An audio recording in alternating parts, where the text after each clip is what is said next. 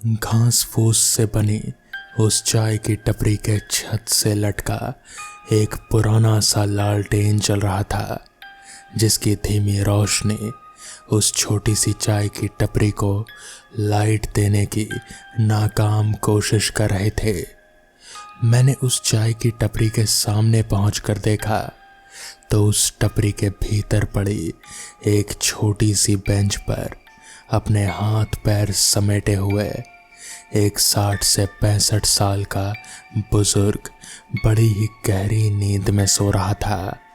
उसका मुंह बिल्कुल खुला हुआ था और उसके कर्कश और तेज खर्राटों से वो चाय की टपरी पूरी तरह से गूंज रहे थे। मैं उसके पुराने और गंदे से दिखने वाले उस छोटे से काउंटर पर हाथ पटकते हुए उसे जगाने की कोशिश करते हुए बोला, हेलो दादाजी, क्या कुछ खाने के लिए मिल सकता है?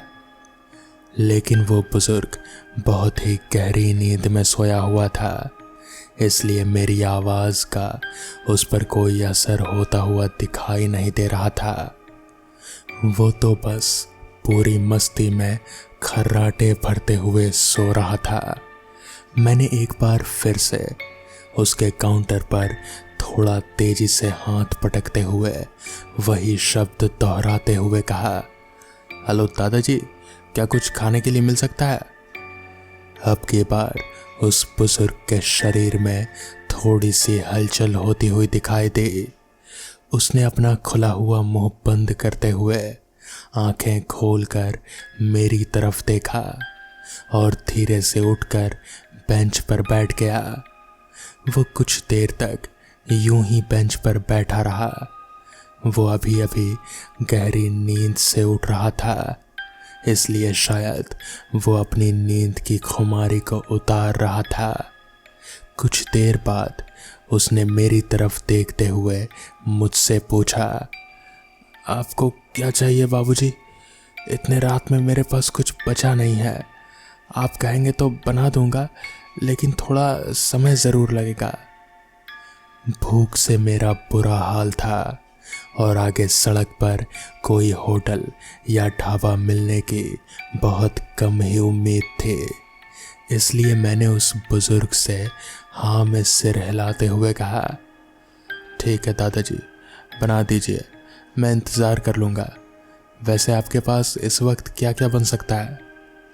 इस पर उस बुजुर्ग ने मुझे बताया कि इस वक्त वो चाय और समोसे के अलावा और कोई भी दूसरी चीज़ नहीं बना सकता, क्योंकि दूसरी और कोई चीज़ बनाने के लिए उसके पास सामान ख़त्म हो गया है। मैंने उससे फिर से हाँ में सिर हिलाते हुए दोबारा कहा, ठीक है, बना दीजिए। पेट में बहुत देर से चूहे कूद रहे हैं, जो भी मिलेगा उससे पेट भर लूँगा। ये सुनकर उस बुजुर्ग ने कहा, कुर्सी ले लीजिए बाबूजी, मैं जल्दी से बना देता हूँ। मैं चाय की उस टपरी के बाहर पड़ी एक प्लास्टिक की टूटी फूटी सी कुर्सी पर जाकर बैठ गया और वो बुजुर्ग अपने काम में लग गया। मैं जिस कुर्सी पर बैठा हुआ था उसके पास ही सूखी लकड़ियों का एक बड़ा सा ढेर लगा था। शायद इनका इस्तेमाल वो बुजुर्ग इस कड़ाके की ठंड में अपने और अपने ग्राहकों के हाथ सेकने में करता था। मैंने सोचा क्यों ना इन लकड़ियों के ढेर से कुछ लकड़ियां निकाल कर उन्हें जलाया जाए और ठंड से अकड़ चुके अपने शरीर को कुछ राहत पहुंचाई जाए। मैंने वैसा ही किया। कुछ देर में मैंने उन लकड़ियों के ढेर में से कुछ सूखी हुई लकड़ियां निकालकर अपनी कुर्सी के पास ही एक छोटा सा ढेर लगा दिया। फिर मैंने उस बुजुर्ग से माचिस मांगकर उन लकड़ियों में आग लगा दी और थोड़ी ही देर में वो सूखी लकड़ियां तेजी से जल उठीं। अब ठंडक मुझसे कोसों दूर भाग खड़ी हुई और मुझे काफ़ी राहत महसूस होने लगी थी। मैंने अपनी पैंट की जेब में से अपना मोबाइल निकालकर उसमें वक्त देखा तो रात के करीब 11:30 बजने वाले थे। मैंने फ़ोन को चुपचाप वापस से अपनी पैंट की जेब में ही रख लिया और जलती हुई लकड़ियों में हाथ सेकने लगा। मैंने जब उस बुजुर्ग की ओर मुड़कर देखा तो वो भट्टी पर कढ़ाई चढ़ाकर उसमें तेल गर्म कर रहा था। कुछ देर बाद जब तेल खौलने लगा तो उसने उसमें एक एक करके 10-12 समोसे तलने के लिए छोड़ दिए और एक बड़ी सी कलछी लेकर उन्हें इधर उधर हिलाने डुलाने लगा। तभी मेरी नज़र उस चाय की टपरी के सामने से गुजरने वाली उस सड़क पर गई तो मुझे कुछ अजीब सा दिखाई दिया। मैंने देखा कि एक लड़की उस घने कोहरे को चीरते हुई पैदल ही अपनी स्कूटी को खींचते हुए उस चाय की टपरी की ओर चली आ रहे थे जिस पर मैं बैठा हुआ था। कुछ ही देर में वो उसी तरह से स्कूटी को खींचती हुई उस चाय की टपरी के पास आकर रुक गई। फिर उसने स्कूटी को एक तरफ स्टैंड लगाकर खड़ा कर दिया और वो मेरे सामने चल रही आग के पास आकर चुपचाप खड़ी हो गई। मुझे उसे देखकर बड़ा ही आश्चर्य हो रहा था क्योंकि मैं ये मन ही मन सोच रहा था कि आखिर वो इतनी रात में इस सुनसान सड़क पर वो भी बिल्कुल अकेली निकली ही क्यों थी। आखिर उसकी क्या ही ऐसी मजबूरी रही होगी जो उसे आधी रात को इस समय इस सुनसान रास्ते पर निकलना पड़ा। मेरी जिज्ञासा इतनी अधिक बढ़ गई कि मुझसे अब रहा नहीं जा रहा था तो मैंने उससे पूछ ही लिया, मैडम क्या आपकी स्कूटी खराब हो गई है और आप इतनी रात में इस सुनसान सड़क पर क्या कर रही हैं? मैं ये पूछकर काफ़ी देर तक उसका मुंह ताकता रहा कि शायद वो मुझे कोई जवाब दे, पर उसने मेरे सवाल का कोई जवाब नहीं दिया और चुपचाप खड़ी खड़ी मुझे घूरती रही। उसके चेहरे को देखकर ऐसा लग रहा था कि जैसे ठंड और थकान ने उसे बुरी तरह से थका दिया है। इसलिए मैंने कुर्सी से उठकर कुर्सी उसकी तरफ बढ़ाते हुए उससे कहा, मैडम आप इस कुर्सी पर आकर बैठ जाइए, मैं आपके लिए कुछ और आग जला देता हूँ। ये कहते हुए मैं उस लकड़ियों के ढेर की तरफ लकड़ियाँ लेने के लिए चल गया। इस बीच वो चुपचाप कुर्सी पर जाकर बैठ गई और अपने हाथों से ग्लव्स निकालकर आग सेकने लगी। मैं उसे लकड़ियों के ढेर से लकड़ियां निकालते वक्त बार बार मुड़कर देखे जा रहा था क्योंकि मुझे उस पर थोड़ा थोड़ा शक हो रहा था कि कहीं वो कोई चुड़ैल तो नहीं, क्योंकि मेरे साथ ट्रक ड्राइविंग के दौरान ऐसी बहुत सी घटनाएं पहले भी घट चुकी थी। मैंने सोचा कि चुड़ैल के पैर तो आगे की बजाय पीछे की तरफ मुड़े होते हैं, इसलिए मैंने उसके करीब जाकर उसके पैरों से उसके इंसान या फिर चुड़ैल होने का पक्का अनुमान लगाने की सोची। ये मुझे किसी इंसान और चुड़ैल के बीच में अंतर करने का सबसे आसान और सबसे विश्वसनीय तरीका लगा। मैं कुछ सूखी हुई लकड़ियां अपनी बगल में दबाकर उसकी ओर चल पड़ा। अंधेरा होने की वजह से यहाँ से उसके पैर ठीक से दिखाई नहीं दे रहे थे, फिर भी मैं उसके पैरों की ही तरफ अपनी आंखें गड़ाए आगे बढ़ता जा रहा था। जब मैं उसके काफ़ी करीब पहुँच गया तो मुझे उसके दोनों पैर बिल्कुल साफ नज़र आने लगे, मगर ऐसा कुछ भी नहीं था। उसके पैर बिल्कुल नॉर्मल थे। खैर मैं अपने बगल में दबी हुई उन सूखी लकड़ियों को उस जलती हुई लकड़ियों के ढेर पर रख दिया कुछ ही देर में वो सूखी हुई लकड़ियां भी जल उठी और उनकी लपटें ऊपर की ओर बढ़कर आसपास रोशनी और गर्माहट फैलाने लगी। वो लड़की अब चुपचाप खड़ी घने कोहरे को देख रहे थे। बाद में मुझे लगा कि वो उस घने कोहरे को नहीं देख रहे थे, बल्कि अपने पीछे के शरीर को आग में सेक रहे थे। कुछ देर बाद वो मेरी तरफ मुड़कर उस कुर्सी पर बैठ गए जो मैंने ही उसे कुछ देर पहले बैठने के लिए दी थी। उसकी बड़ी बड़ी नीली आंखें वो मेरी ओर ही देख रहे थे।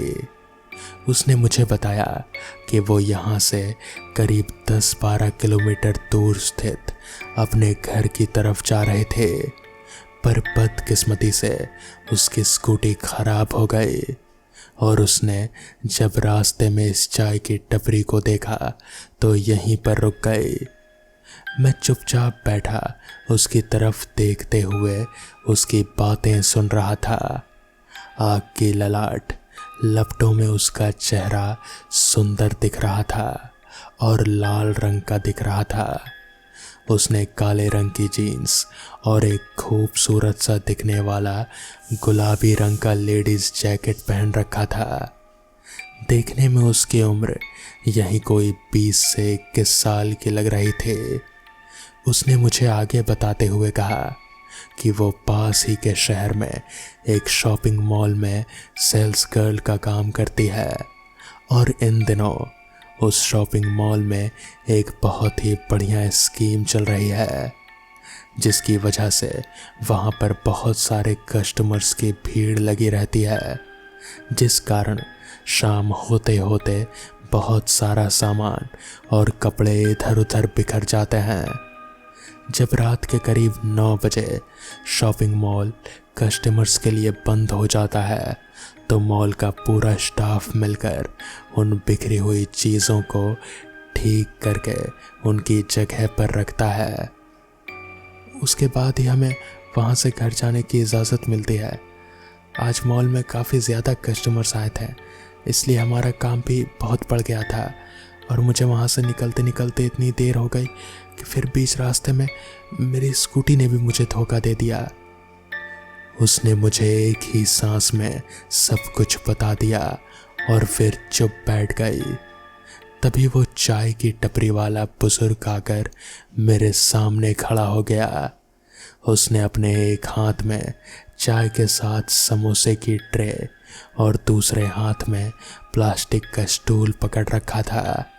तभी उसने वो स्टूल बिल्कुल मेरे पास रख दिया और दूसरे हाथ में पकड़ी हुई चाय और समोसे की ट्रे उस स्टूल पर रखते हुए मुझसे बोला, लीजिए बाबूजी, आपने गर्मा गर्म चाय और समोसे वो कहा था ना, लीजिए। ये कहने के बाद वो फिर से अपनी चाय की टपरी में घुस गया। मैंने चाय की उस टपरी के भीतर से एक दूसरी कुर्सी निकाल ली और स्टूल के पास आकर बैठ गया जिस पर चाय और समोसे की ट्रे रखी थी।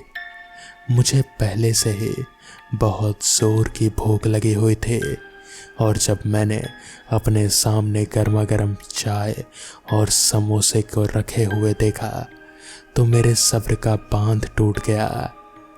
मैं उस ट्रे से झट से एक समोसा उठाकर खाने लगा। समोसा बड़ा ही स्वादिष्ट था। वैसे जब भूख जोर की लगी हो और आसपास कुछ खाने को ना हो तो सूखी रोटियां भी मालपुए को मात दे जाती है। मैं उन समोसों पर ऐसे टूट पड़ा जैसे मैंने अपने ज़िंदगी में कभी समोसे ही ना देखे हों। तभी मेरी नज़र उस लड़की पर गई तो मुझे होश आया कि मैंने तो उससे खाने के लिए पूछा ही नहीं। मैंने उसकी तरफ देखा तो वो चुपचाप बैठे अपने सिर झुकाए ज़मीन की ओर देख रहे थे। मैंने उसकी ओर समोसे की प्लेट बढ़ाते हुए उससे पूछा, क्या आप समोसे खाएंगी? तो उसने ये कहते हुए मना कर दिया कि वो समोसे नहीं खाती। तभी मुझे याद आया कि उसकी स्कूटी तो खराब हो चुकी है। ये ख्याल आते ही मुझे उसकी चिंता होने लगी। आखिर वो इतनी रात में इतनी दूर अकेले इस खटारा स्कूटी को खींचते हुए कैसे जाएगी। मैंने उससे यही सवाल पूछा तो उसने कहा कि वो किसी से लिफ्ट मांग कर चली जाएगी। जब मैं खा पी कर अच्छी तरह से टाइट हो गया तो मैं कुर्सी से उठकर चाय की टपरी के भीतर बैठे उस बुजुर्ग को पैसे देने के लिए उसके पास चला गया।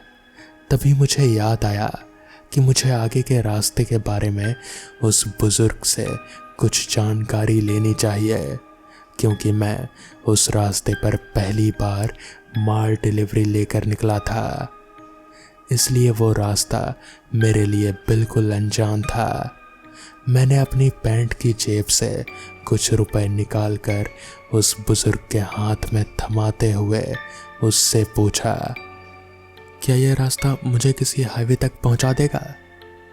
तो उसने मुझसे कहा कि वो यहाँ का नहीं है, वो तो बिहार का रहने वाला है और वो पिछले हफ्ते ही यहाँ पर रहने के लिए आया है, इसलिए उसे यहाँ के बारे में अभी उतना कुछ मालूम नहीं है। मैंने उससे कहा, ठीक है दादाजी, मैं आगे किसी से पूछ लूँगा। ये कहते हुए मैं वहाँ से निकलने को हुआ, तभी पीछे से उस लड़की ने मुझे आवाज़ लगाते हुए कहा कि उसका घर हाईवे के पास ही है। अगर आप मुझे लिफ्ट दे दें तो मैं आपको रास्ता भी दिखा दूंगी। मैंने उससे हाँ में सिर हिलाते हुए ठीक है कहा। तो मेरे ऐसा कहने पर वो अपनी स्कूटी को लॉक करके मेरे पीछे चल पड़ी। जब हम दोनों ट्रक में बैठ गए तो मैं ट्रक स्टार्ट करके चल दिया। मैंने ट्रक में लगी घड़ी की तरफ देखा तो रात के लगभग 1 बजने वाले थे। चारों तरफ घने कोहरे के अलावा और कुछ भी दिखाई नहीं दे रहा था। मैं बार बार ट्रक के शीशे वाइपर चलाकर साफ कर रहा था, क्योंकि कोहरा ट्रक के शीशों पर आकर जम रहा था, जिससे मुझे सड़क पर देखने में काफ़ी मुश्किल हो रहे थे। इसी कारण मैं ट्रक को भी बहुत धीमी गति से चला रहा था। मैं बार बार अपने बगल में बैठी उस लड़की को सामने लगे शीशे में देख रहा था, क्योंकि मेरे मन में उसके चुड़ैल होने की आशंका अभी भी बनी हुई थी। क्योंकि मैंने कहीं से सुन रखा था कि भूत और प्रेत शीशे में अक्सर दिखाई नहीं देते हैं। इसी वजह से मैं कुछ दूर चलने के दौरान ही उसे लगभग 8 से 10 बार शीशे में देख चुका था, लेकिन हर बार उसका खूबसूरत चेहरा शीशे में मुस्कुराता हुआ दिख जाता था। धीरे धीरे मेरे मन से उसके चुड़ैल होने का वहम दूर होता जा रहा था और अब मैं चिंता मुक्त होकर ट्रक चलाने लगा था। धीरे धीरे कोहरा इतना ज़्यादा बढ़ गया कि मुझे आगे ठीक से देखने में काफ़ी मुश्किल होने लगी थी। कुछ देर बाद अचानक मेरी नज़र ट्रक में लगे उस शीशे पर गई तो मैं डर से कांपने लगा, क्योंकि वो लड़की ट्रक की सीट से गायब थी। मैंने उसे पीछे मुड़कर देखा तो वो सचमुच वहाँ नहीं थे। फिर मैंने देखा कि वो लड़की ट्रक की खिड़की के बिल्कुल पास बैठे खिड़की से बाहर देख रहे थे। शायद इसी वजह से वो शीशे में दिखाई नहीं दे रहे थे, क्योंकि वो शीशे से काफ़ी दूर थे।